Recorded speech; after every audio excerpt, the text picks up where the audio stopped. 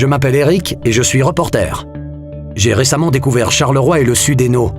C'est une région qui a plein de visages différents, que j'ai appris à connaître à travers ceux qui y vivent et qui y travaillent. Benoît par exemple, que j'ai rencontré à l'aéroport de Charleroi-Bruxelles-Sud. Il est l'un des 700 collaborateurs de ce superbe aéroport, devenu le 2e de Belgique. L'année dernière, plus de 4 millions de passagers sont passés par ces terminaux, connectés à plus de 60 destinations en Afrique et en Europe. Et en parlant de passagers, voici Aurore. Elle est chimiste au Biopark et doit justement se rendre en Irlande pour un congrès scientifique. Le Biopark, c'est un satellite de l'ULB. L'université bruxelloise a installé ce labo sur le site de l'Aéropole, juste à côté de l'aéroport. Cette Silicon Valley belge abrite plus de 160 entreprises à la pointe, industrie high-tech et biochimique. Mais l'Aéropole n'est pas le seul endroit en pleine expansion dans la région.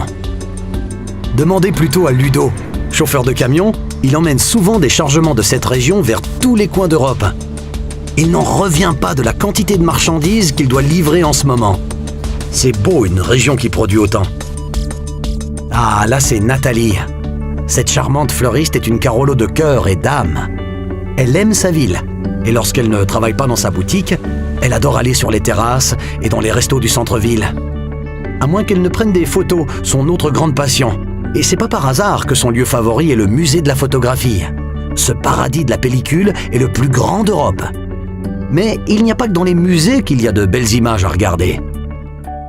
Prenez le domaine d'Hervé par exemple. Son exploitation agricole se trouve au cœur d'une terre magnifique. De là à la frontière française, de pittoresques villages se succèdent, avec leurs places, leurs ruelles, leurs rivières, leurs champs.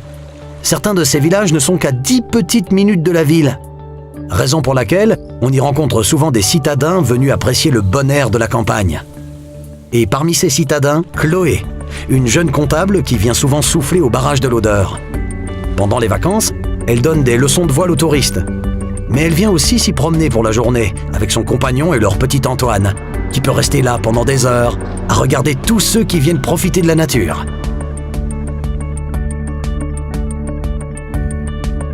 Chaque personne a son récit. Et ensemble, tous ces récits en disent long sur cette région pleine de ressources. C'est sûr, Charleroi et le Sud-Hainaut n'ont pas fini de vous étonner.